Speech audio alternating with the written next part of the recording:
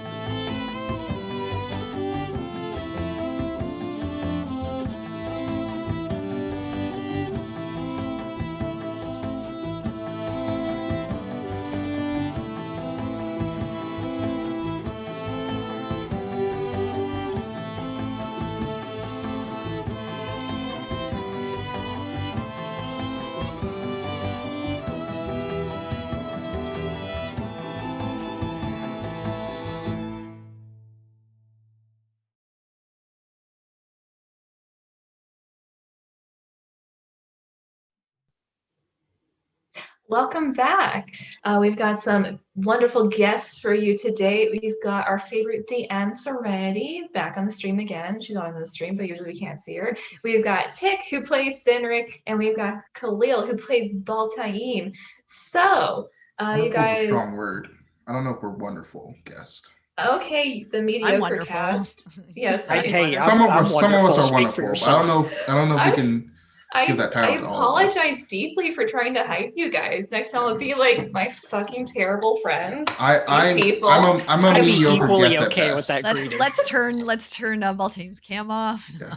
I'm a mediocre guest at best. So just fixing that for everyone. Yeah, like next stream I'm just gonna be like, I'm sorry I couldn't find better guests. Set the bar low. Nowhere to go but up. Sorry guys, Exactly. we bargain basements. Yeah, I'm improving everyone else's talent by looking worse. Yeah, it's like I found these guys at a yard sale for like $5. I can't remember where I found him, man. It was like off the street somewhere. Yeah, I think he just showed up like a stray cat. I gotta use what I'm given. Showbiz. Anyway, hi guys. You had a fun little trip to a cool little mansion. What's the damage this time? Nothing but good is stuff. There was no dangerous. damage. Well, not to us. Damage. There was a little Damage bit. to other people. Well, though. yeah. Well, to Quinn's psyche, but we don't talk about A that. little bit to Oriana. Yeah. Just look it over it. But yeah, they're Happens. Shit happens, guys. Awesome. No, we found a new friend. We found a new chair. I mean, it was good stuff. Yeah, I kind of expected that chair to pay off in the end, like Chekhov's gun, but it didn't come back. No one tried to sit in it. No one tried to sit in it. Baltaim, I was counting on you to try and sit in it, but you didn't. Tut tut tut. He was So so I walked close, but he into- got the warning. Yeah, Don't do it. Yeah. yeah. Do it. Well, seems just a changed man now. Beltane's growing. His character growth. You're just gonna poke things from Proud now on. moment from afar. Wonderful. So, Serenity, I know you love puzzles and mazes and things like that. How excited were you for the game to get to this mystery mansion? I was excited. I was worried because if you remember when Baltime and Oriana first went in, Mhm. they potentially could have found this, and Oriana already had heard a little bit Right. about it, and I was Right, yeah. really worried. If they went in, they weren't going to be getting out, and the time dilation was going to be a real problem. Everything's very complicated. Oh man, that could have been. Yeah. Old They man. And it was bad. it was distinctly a possibility. And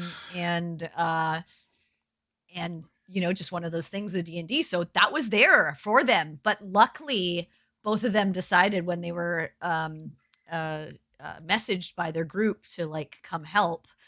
They were like, okay, we'll go and we'll help you out. Luckily, Baltim's not too interested in books. He was just like, "Oh, thank God, someone's asking me to leave." But I had that plan for a while as like a little side quest if they were interested.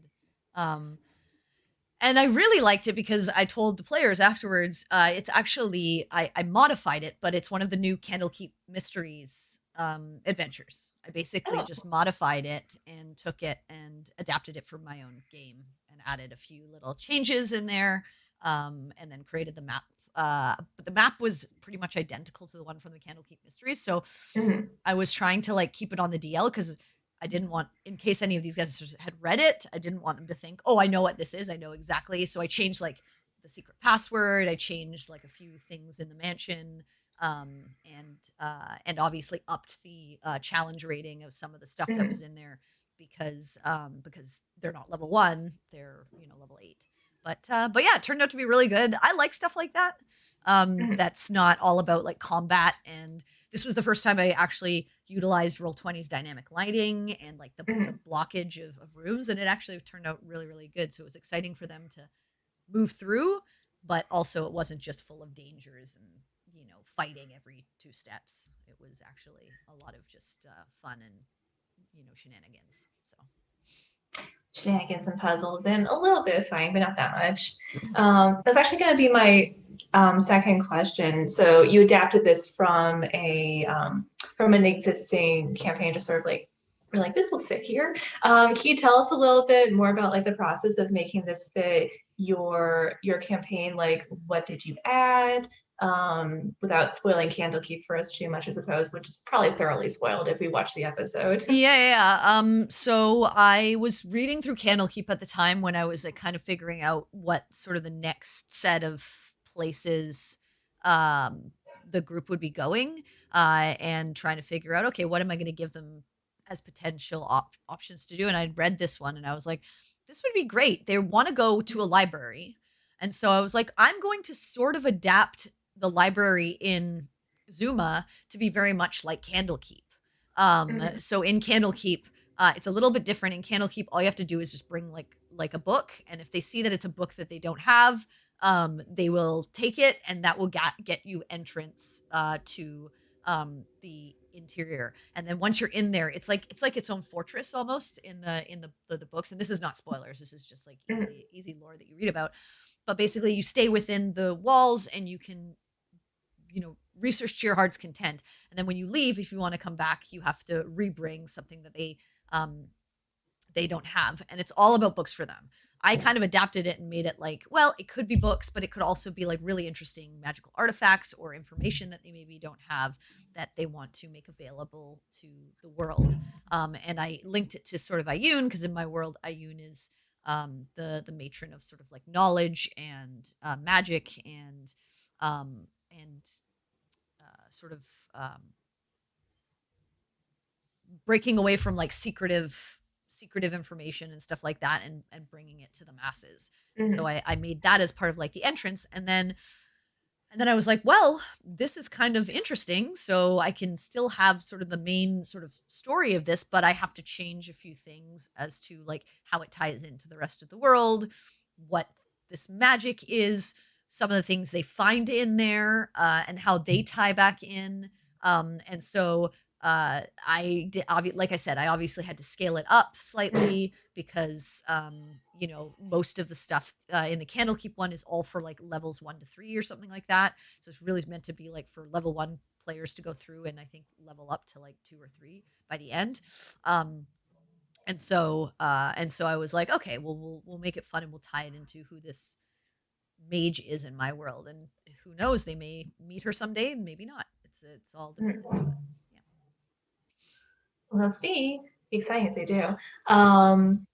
So the party actually did not spend that long in the mansion. It only took them an episode to get all the way through. Was there anything that they missed that you had prepared?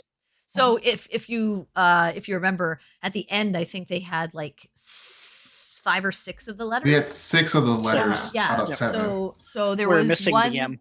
Yeah, there was one more area that they just didn't get to.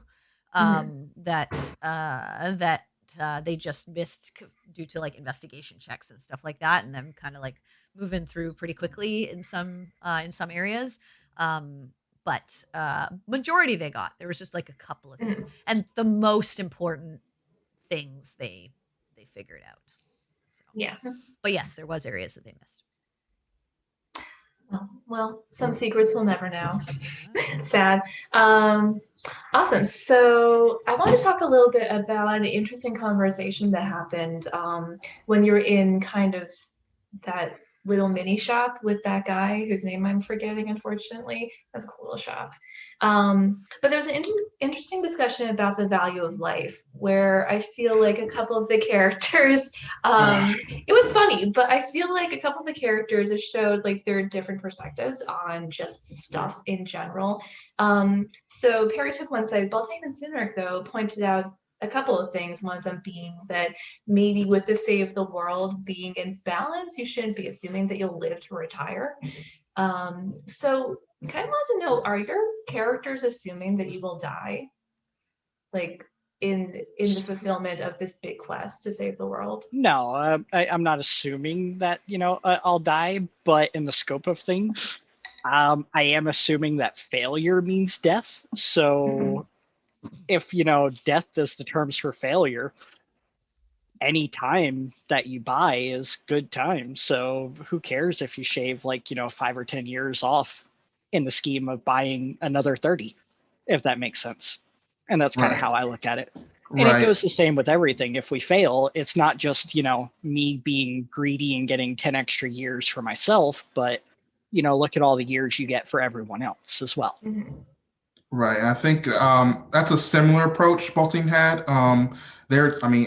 Baltane's a man of chance. Like Dobby is not with us. There's a very visible and tangible chance that we will die and we will not make it past this journey. So he's like, death is literally always on the table. So it's like, even if I do survive this, he understands, like, ultimately, and whatever I do, the end goal in life is to die. The end goal in life is always death. So there's just his thought process is that if I can do what I want to achieve in my short life period, death is the ultimate reward usually for most people. That's just what happens. You try to improve and do what you can while you are living, and if you can't, that's just some things can't be achieved. But what is the saying? You shoot for the stars and hope for the moon. So you just kind of take that approach. Is that? I think it's the other way around. Shoot for the moon and hope for the stars. Yeah. For the stars. Okay. Oh, shoot for the moon. Even if you miss, you'll land among the stars. But stars, yeah. So he knows that if he can do some of the half of the things he wants to do, that's a life well accomplished, no matter what happens in the end. And Baltane has kind of a connection with death, being tied with the Raven Queen. So I just thought that was very interesting. I was gonna say, I think I have a different approach, but even getting to the same outcome. Whereas, and the question is kind of what is worth dying for, and trying to figure that out. So I mean, I think that's kind of where I come from. Whereas Baltame's like death is almost like a Valhalla type approach to it, whereas death is your reward for living a good and prosperous life. It's also If the that reward for almost living a makes bad sense. life. Well, I mean, How come neither of you offered up your I didn't need an Stuff. axe. because I already They didn't have want the two axe. things up against my I don't know necessarily my soul, but If I you got two offered that things for up. the armor, I would probably taken the armor. You could have haggled. Yep. maybe So maybe until I find out more, I don't think I have any chips. those worth are bargaining very with. very good items. Mhm. Yeah. Oh I mean, yeah, Very absolutely. good items, but what you were trading for them But was expensive, yeah. quite expensive. Yeah. Yeah. Because I mean, we all got that mark against us as far as Tharizdun. That's why I was like, as a But- DM, I was like, I'm willing to give these up if they are willing to give something for it. Like Yeah. they're And, gonna make them yeah. really strong, but it's also gonna take its toll. I had a very hard thought process of taking the armor, but I was like, it was too soon. You know what I mean? Like it was too soon of being back to literally just talking to Yeah. Avandra and saying Yeah, like, that would have jump been on that would have been a everything very instantly. interesting exchange. And so he's like, damn it. He's Was like, I the know I price of want to the do armor? this. Was that a the part of perception? your life, I think. It was No, that was the axe. The axe was life. That was the axe. Okay. The axe was life. We Was didn't it armor quite was check I think energy or- energy, and the your other energy? thing was your your pep, No, yours was your awareness. peppiness. yours was your awareness.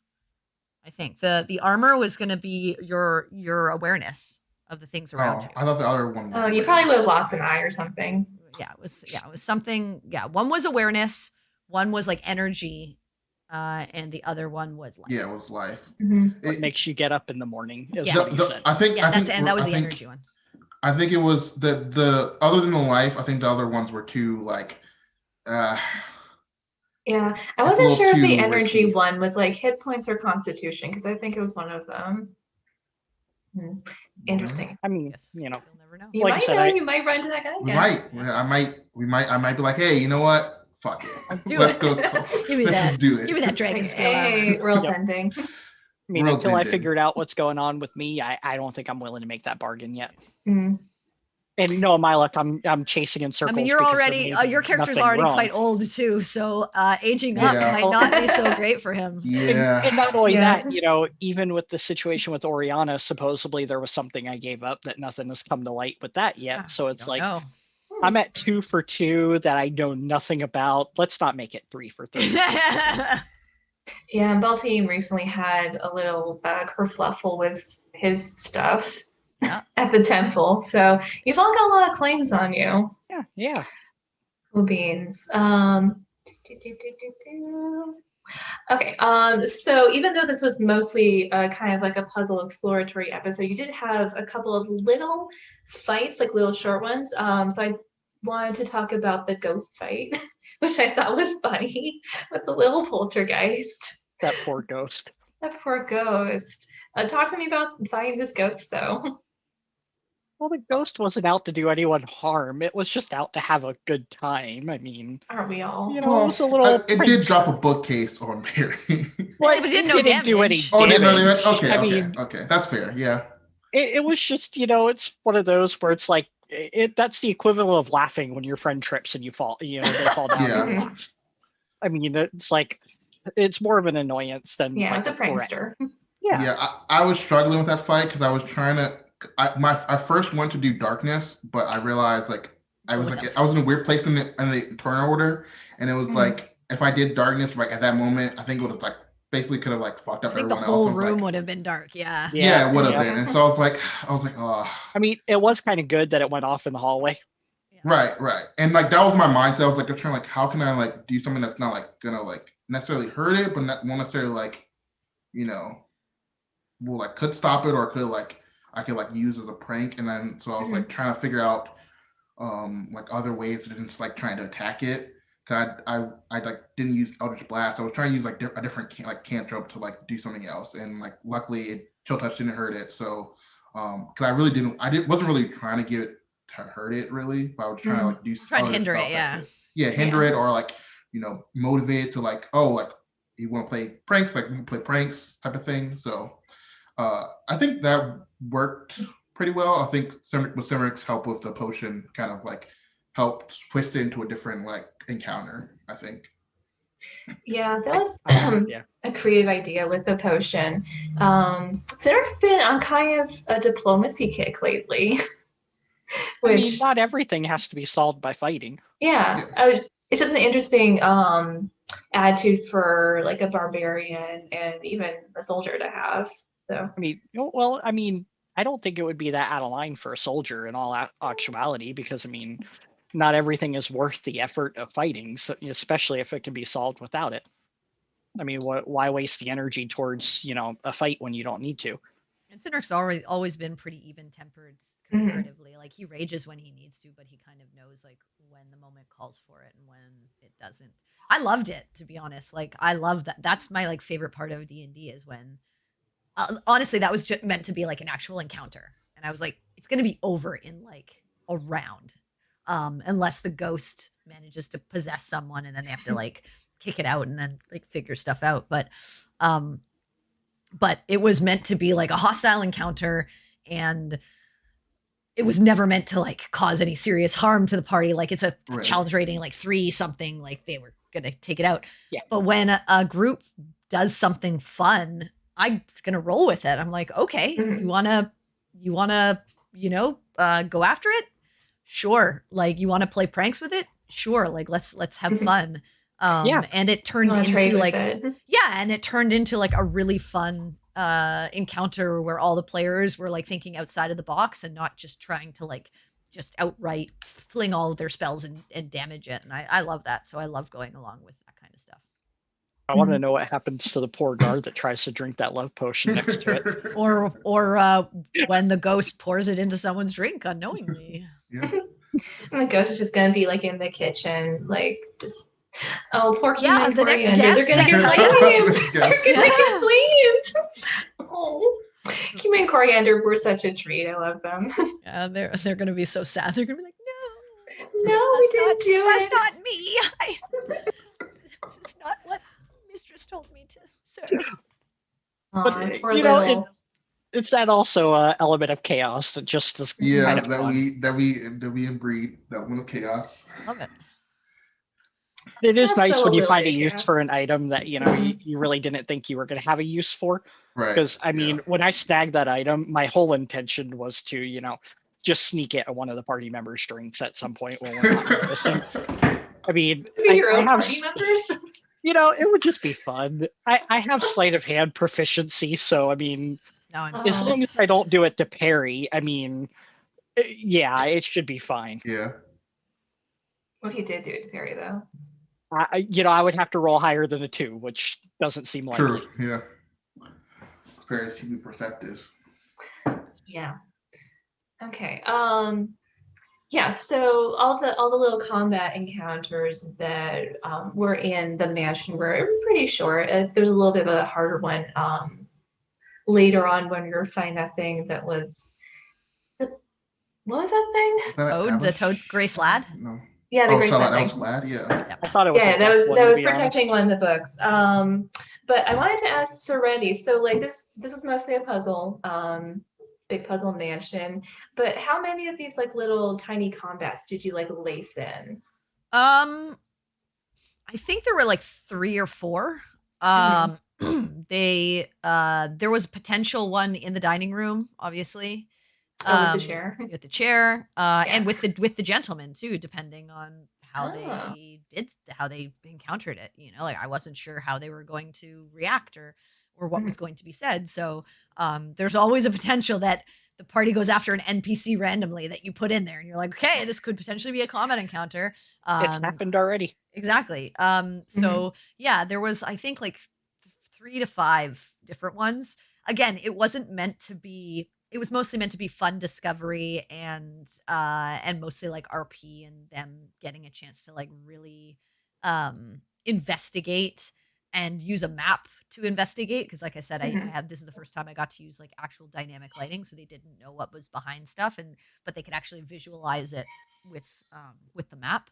And so it's meant to be more fun around that and around the RP aspect. But yeah, I had a few, but none of them were going to be like, there was no real no boss battle or anything like that for this quest. Nothing that was going to be hard. And that the map was so small that it wasn't meant, like, they were never going to find like a mob of enemies that's going to, like, there was nowhere to put them. So it's like, they were going to find, most of these things were going to be things that would make them go like, and be like, okay, I got to deal with this. Like, and then more figure out, like, why is that here? How does that tie in? Like, why is this creature here? And so it was more like to tie in with the story than to, be a difficult battle. I think there was like actually one battle, like one encounter they missed that would have been a really hilarious one, but it just didn't make it in. Oh, would they have fought the fairy dragons if they had? So they are potential. I mean, if you want, you can attack them. And obviously for a party that's like level 1, those things can actually be super serious, because if the wisdom save is like pretty high for a level 1 party, it's like a 13 wisdom or something like that, which for level 1 is tough to hit. And so if your whole party is confused and being like forced around the map, like just wandering and like doing stupid shit, that can get pretty frustrating for a party, and it might be something that they attack and try to get rid of. And so it is a potential encounter. But mostly they were just meant to be mischievous. They're like chaotic good creatures, I think, or chaotic neutral. I think so. They're not meant to be like, they're not like murderous. Malicious. Yeah, they're mischievous. Fun. It seemed like they were just there as pets, to be honest. Yeah. For that's. a good I mean, chuckle. they are her. Yeah, they're part of her menagerie kind of thing. But I think that's like I said, for a level 1 party, if you're stuck and you can't get out, right. You're going to start flinging spells or using your weapons, because you're going to be like, we'd like to leave this room, please. I think that's the approach we kind of took too. Like I think, at least for Baltimore, at least he was like, we're in someone's like house, so like we should try to do the least amount of like messing with things that we can. Like that ghost could probably be here for a reason. Like we don't want to mess with this, but like this demon thing, probably not cool that it's attacking us. So kill it. The dragons seem like pets, so probably just deal with them in a different way than trying to attack it. That's kind of like the approach that I had for Baltimore, at least. Yeah. Okay, off, because you guys did. Yeah, the chained book library was also potentially. Right, I remember that. Yeah, that's why he was like, nah. Yeah, no one took it. Which I was like, oh, this is nice. This is good. They're learning. They are learning. Yeah. This is amazing.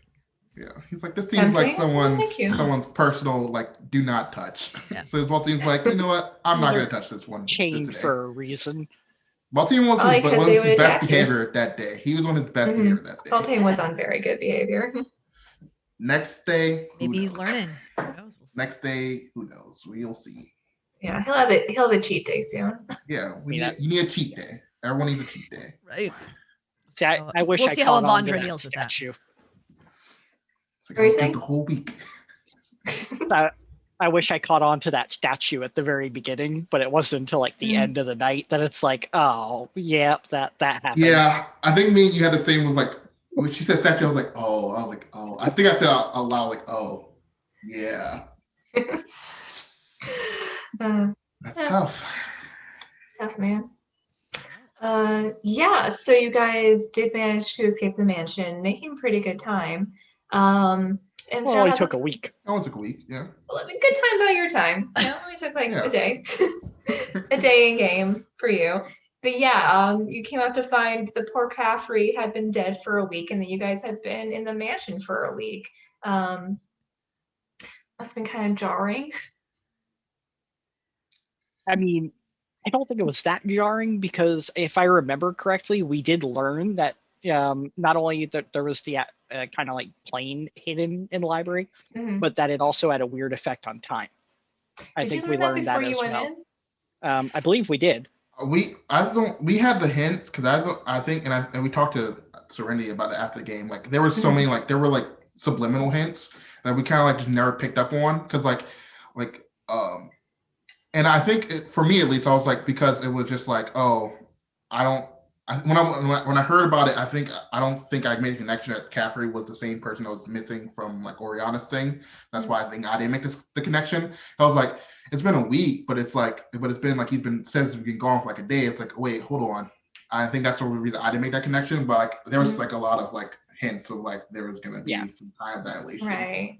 They never specifically asked him. So like when he said when they asked, well, what have you been doing? He was like, well, I've been trying this for a half an hour. And they're like, a half an hour? And he's like, yeah, well, I was searching and now I came back. The door closed because it only stays open on the one side for forever. And I've been trying for a half an hour. Meanwhile, and that tracks. Guy, when they learned about this person, he's been gone for, I think at that point it was like half a week or something like that. It was like 4 or 5 days. And so I remember Cynric being like half an hour, and then he kind of said, yeah, I've been just here for a half an hour, like in front of this door. I've been searching, but no one actually pressed him and said like, how long have you been searching? Like how long have you been in the mansion in total? No one asked him that. And so had they would have been like, wait a second, you only said you've been here 2 hours. I didn't think to ask because it wouldn't be like weird to say like have Oriana disappear for 4 days into a library and never see her. No, I get it. So, but I'm saying you would have put that together a lot sooner and probably been like, there's something weird going on here. You know, so. Well, I mean, we're in a plane inside of a library. I mean, we passed weird a while ago. Yeah, that was fun. At some point, we just got to admit weird is normal, and it's like we're not fazed by seeing weird crap. I mean, it's D&D. Like you have to get used to it eventually. Normal is weird in D&D, yeah, it's like, when you go into a town and nothing's wrong, and then it's like, you're like, okay, wait, hold on, something's wrong here. Yeah. It's a nice, quaint town. You're like this. Someone's mind controlling all. Someone's mind controlling there's all like these beholder. people. Like, what's going on? Yeah. No one's turning into a giant colossal monster. There's no plague happening. I mean, like, guys, we need to leave. Yeah, something's not good. That should be a really fun, scary side quest, like the village where nothing's wrong. Nothing's wrong. And literally, it's nothing wrong. And the entire session is the group trying to find something driving wrong. themselves crazy. And then at the end, they just leave and they like turn to the DM and they're like, "Okay, so really, like, we couldn't figure it out, but like, what was wrong?" There was nothing wrong. No, there was nothing wrong. It's just a normal village. That would be like a paranoia session. Yeah. Seriously, yeah. It's funny. There'd be all these like little hints that would make you think there's something wrong. Be like, oh, is this a clue? But it's not. No. Someone left their garbage there, or like, oh, it's just a cat jumping out from like a bin or whatever. That's just a weird. We gotta follow the cat. It's someone. That's a polymorph cat. Just a weird circumstance of events that all kind of like correlate and could be looked at as. Now I have ideas. Yep. That'd be really funny. I'm waiting for it. That'd be a really good Halloween session. Oh my god, it would. Yeah. Okay. One more question before we move on. So, you guys did manage to snag yourselves a library card. Is there anything that like Cynric and Ball still need to research? Because I think you did a lot of the research that you had meant to already. I think a little bit, but like a little bit. Very little bit. What's a little bit? Baltine's still kind of interested in learning more about the Raven Queen. Other than that, I think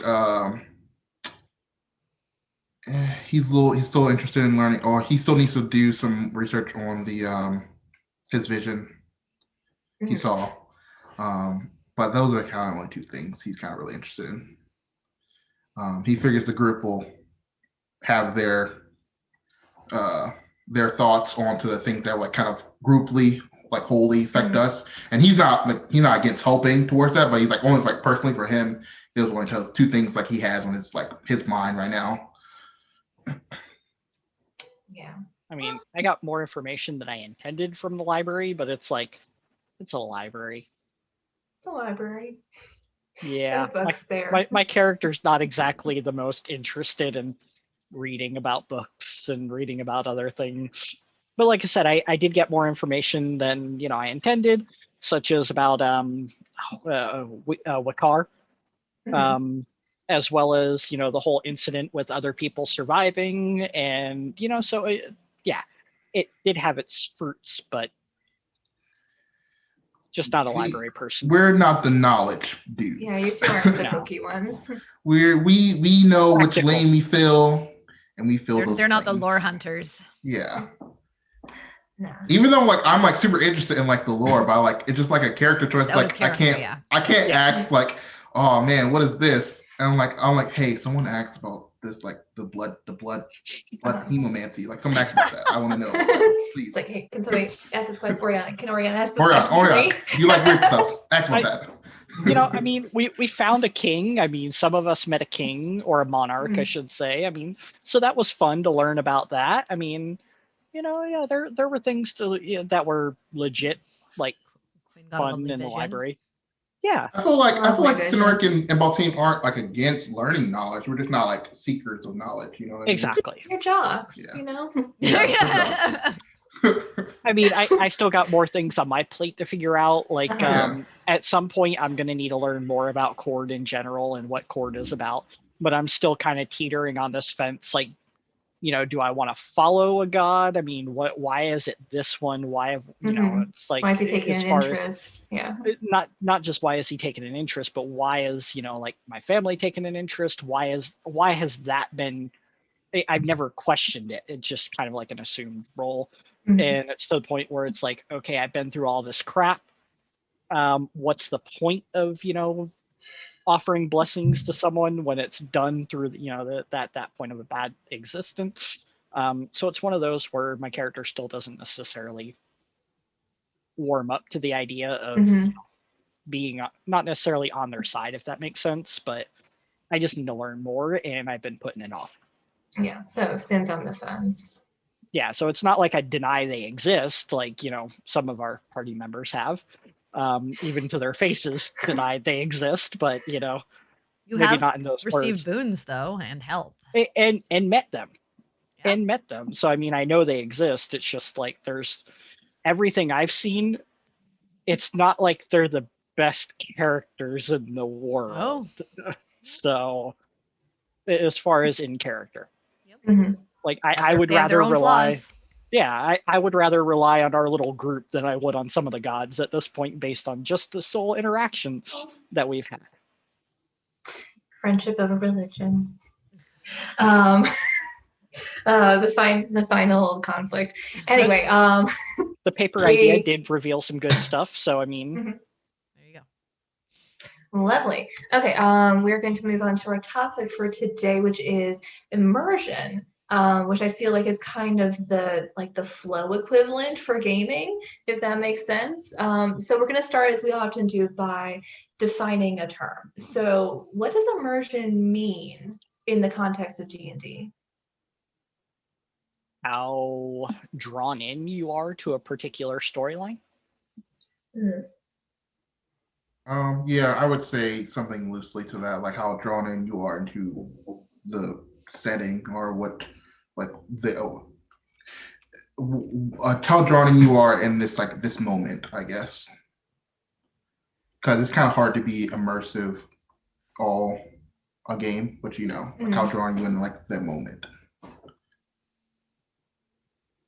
Yeah, I mean, yeah. To be immersed is to feel like you're actually a part of the Yeah. world or a part of something. So, how well you can make your players feel like they are these characters and they are actually going through the emotions and the reality that their characters are facing.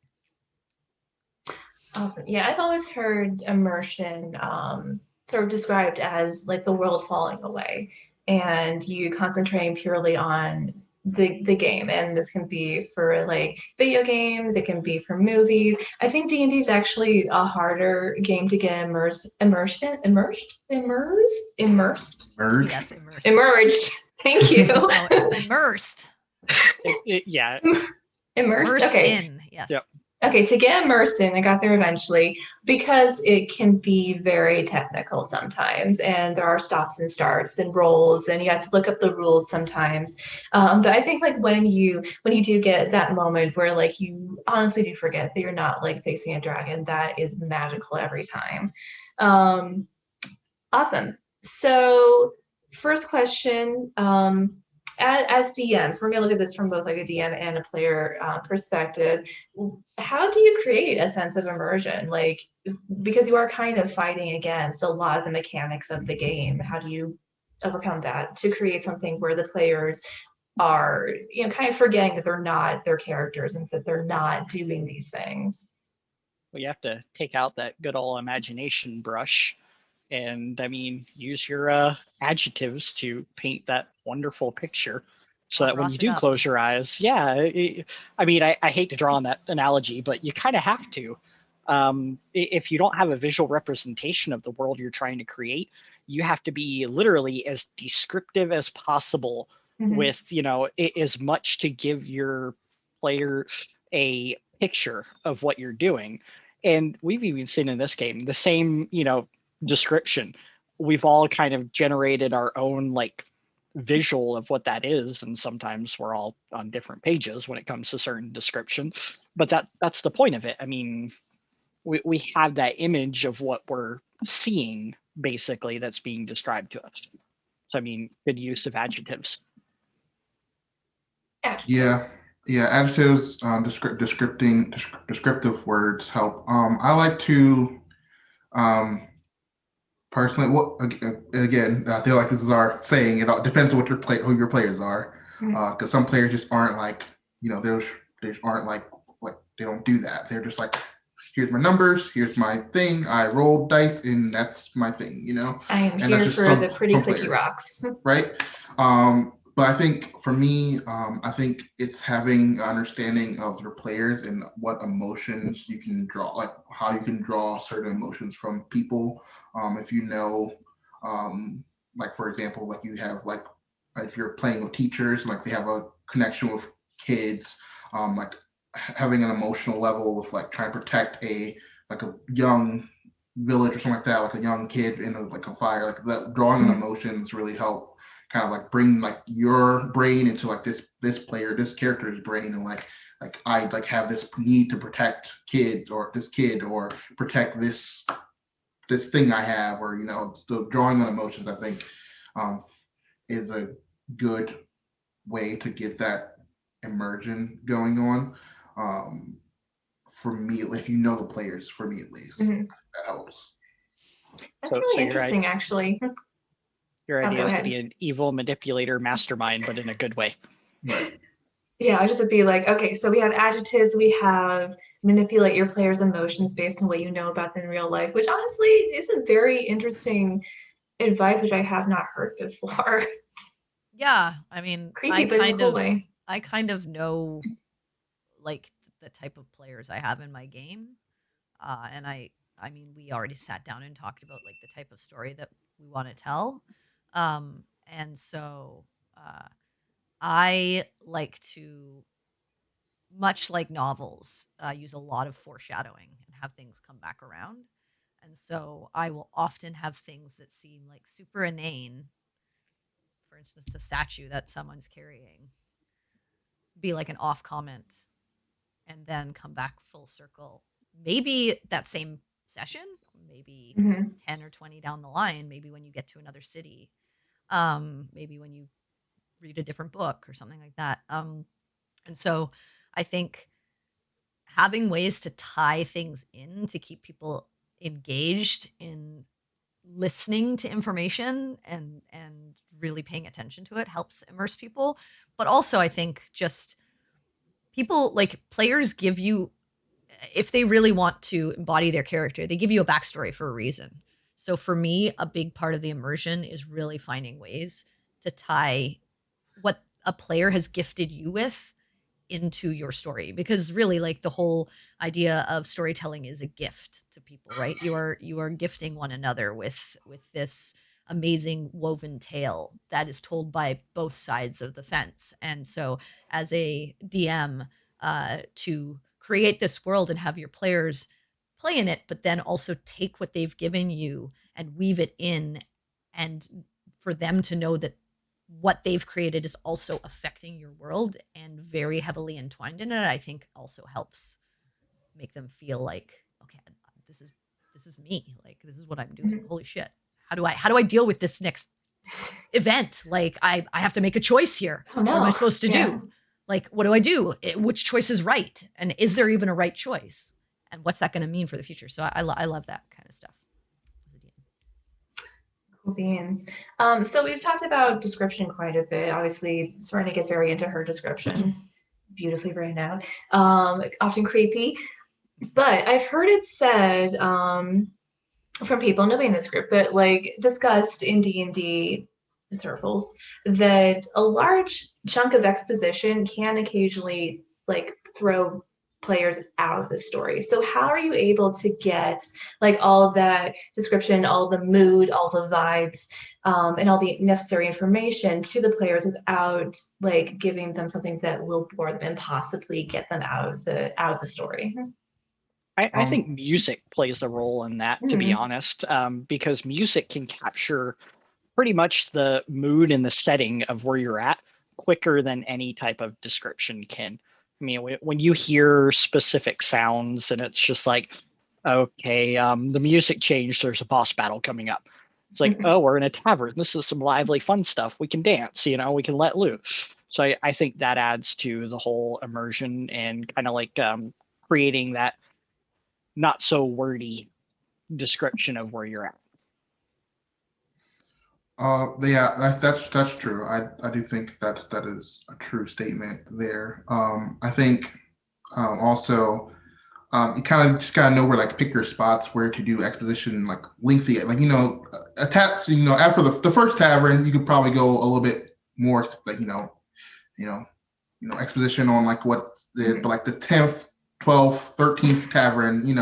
There's It's a might be tavern. something interesting things that you don't see at like a regular tavern. Sure, and have describe those. But like Mhm. there's a lot of things that are similar in a lot of taverns. So you don't need to like reiterate. Oh, the bar like stools, like how they look, and like what I mean, like sort of like pick and choose like where you do your exposition.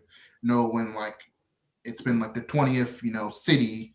So there might be some things that they see in the other cities that you won't necessarily mention because just kind of like you're kind of like already like okay that's probably there. Mention some things that you probably haven't seen, yeah, and kind of like can shorten it down to like make a concise statement on your as you get further along in your campaign. Yeah, I think it depends. I think sometimes less is more, right? Right. So Yeah. I think that there are points where you have to give a description to make sure that players like understand the situation that they're in. But then there are times where like some of the things that I like to do is give like a brief description and pause and let the players kind of ask a question like, okay, like what's going on with this? I'm looking around the room, give them a chance to like RP and be in the moment and then come back in and say like, okay, so that's what you're doing. Okay, now I can describe what you're actually looking for, or you've walked into this room. Now I can give you a description of like what you're actually seeing and where you are versus just the atmosphere of like walking through this dark corridor.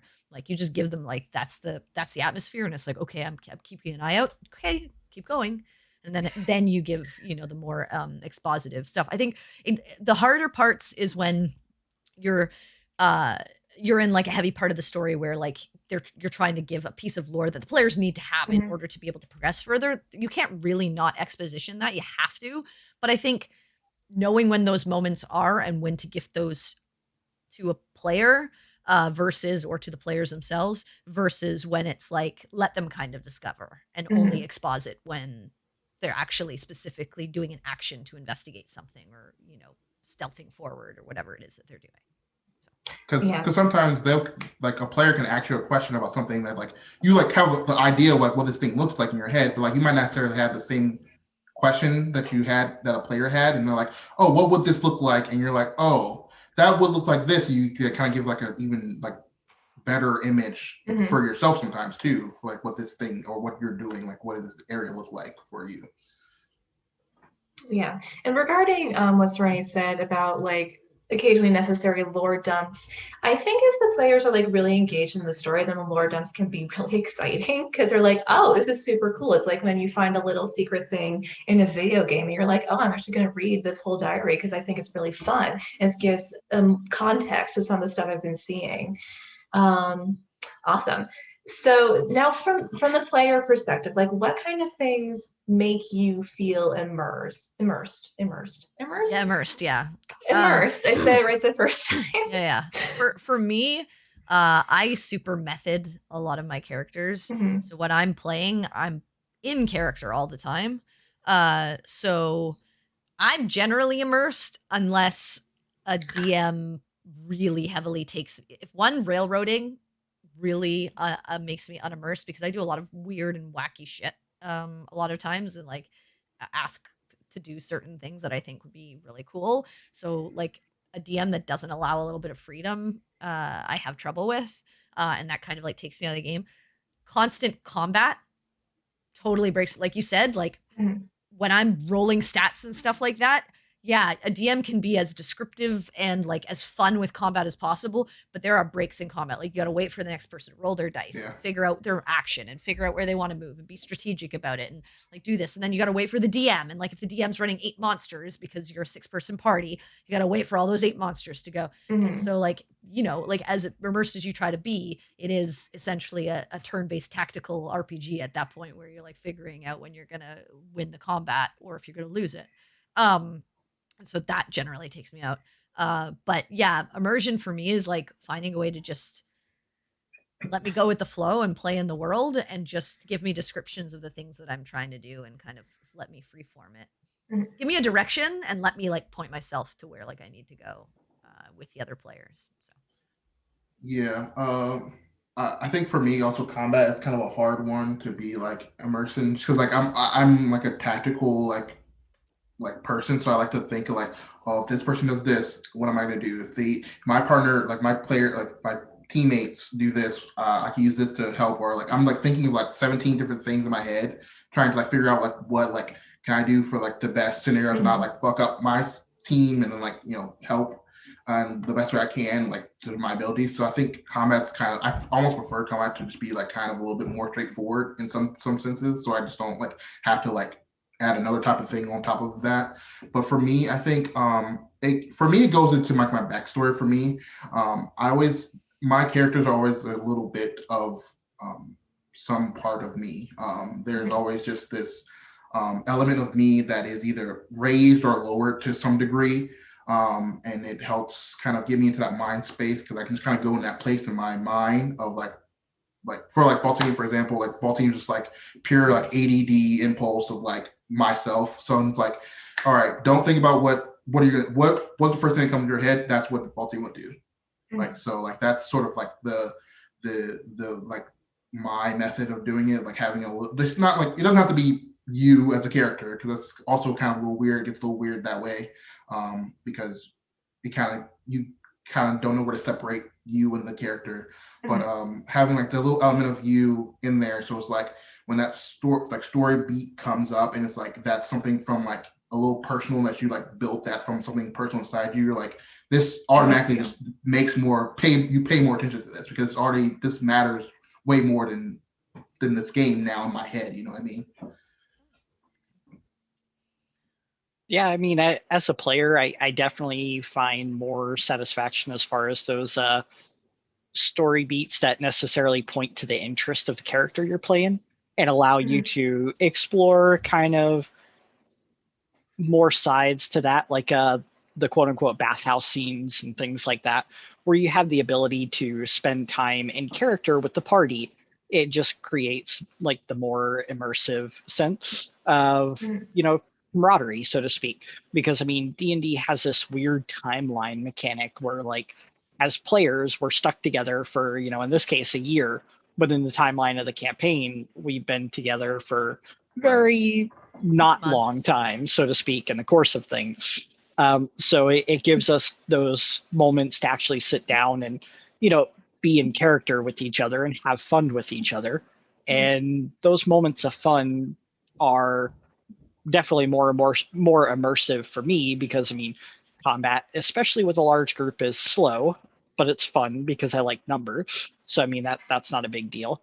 Mhm. Um, but it gives you a break from digesting and reacting to all the heavy moments and keeps you ingrained into what's going on and allows you to process all those bigger moments that happen. Mhm.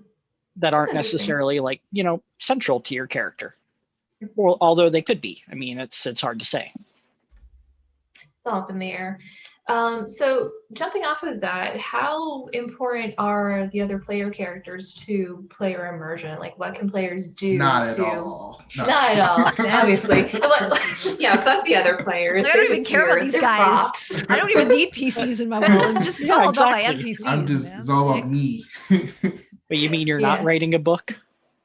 I wish. I am way too lazy to do that. That's why I do D&D, so you guys can help me tell Exactly. the story. Yeah, it's like you're crowdsourcing. Yeah. No, I mean- go go ahead.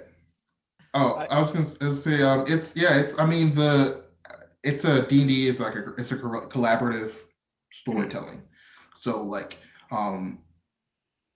my character has changed so much from like what you envisioned because there's other people adding into your story now. And there's other people with their own story and like just how life is that are coming in and changing and tweaking your story at a constant rate. Like Mhm. there's a different relationship that me and Cynric have from when we started than what we are now. Me and Quinn had than when we started and where we are now. It's just a constant like it's basically someone like coming and readjusting your mind frame. And I think it's an important element because it just helps you be flexible, but also helps you either reinforce or like de-enforce. I don't know if that's the word, but I'm going to use it. We're having trouble with words today. Your character and like the core of your character, and that's growth in itself. If you change, your character has changed, that's growth. It can be for good or for bad, but that's also some type of growth. So yeah, I think that D&D is such a special but weird thing because like there's other people coming in and like helping like change a narrative or write a narrative with you, and it's an important element of it. I mean, sometimes I hate to say this because I'm going to sound horrible, but sometimes other player characters definitely matter more in the scope of telling a narrative that's central to your character. And I mean, that's not necessarily always a bad thing because, just like in real life, sometimes you don't always get along with everyone. Sometimes it's easier to tell one person something, about how you feel or a way you're thinking and not have them react within a certain way. So, I mean, it's one of those where, PCs are important because it will give you a contrast of options as opposed to what's on the table. Like, for example, I mean, we were just in the city and talked about drugging a particular person, and you had people that were on board and people that were staunchly opposed to that particular action. Mhm. So, I mean, it creates that balance of morality amongst different people that sometimes gives you different perspectives and different options as to far as what can and cannot be done and how things can be, I guess, tackled. And that does kind of leave an impact as far as like how your character approaches things and tackles things. Yeah, I mean, obviously, player characters are super important, but I think there has to be also a contract between all of the players to understand that it is a story for everyone, and so for someone to spotlight and this is a contract between the players themselves and the players and the DM as well, because the DM also has control of this. Like if a DM is only spotlighting one player all the time and everyone else is like a minor character, that breaks a lot of immersion because people are like, well, what am I doing here? I'm just sitting here for 2.5 hours. I get to say yes to an answer and then I get to roll dice in a combat, and that's all I'm useful for. And so there has to be that sort of understanding of, hey, we're all main characters in this story.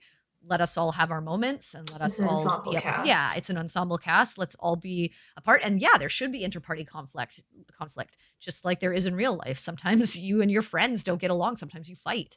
And then you make up, and then, or maybe you don't. But I mean, like, there should always be that opportunity for everyone to have a piece of the action and be a part of the story that's happening. And then everyone gets their spotlight moment for when their backstory is playing out or a special thing that happens or whatever.